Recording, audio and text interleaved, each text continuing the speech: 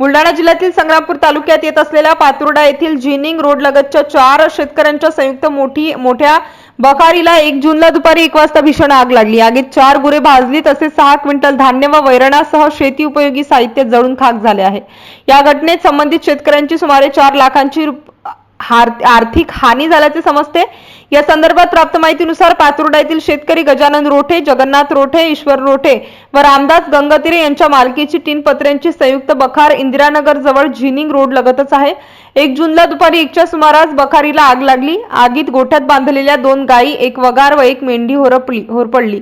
तसेच खड्यातील 1,10,000 रुपये किमतीचे कुटार, स्प्रिंकलर पाईप किंमत 1,80,000, 3 क्विंटल मका, 3 क्विंटल ज्वारी तसेच अन्य शेती उपयोगी साहित्य जळाले। प्रत्यक्षदर्शी ग्रामपंचायत सदस्य सिद्धार्थ गाडे यांनी आग पाहताच आरडाओरड केल्यानंतर गावकरी आग विझवण्यासाठी धावले।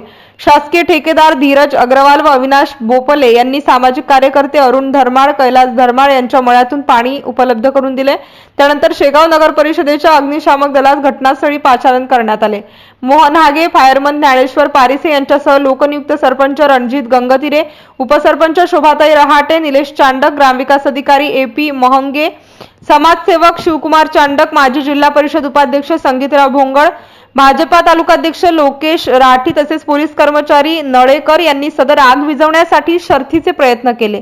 MCN न्यूज मराठी करिता गोपाल धर्माळ, पातुर्डा।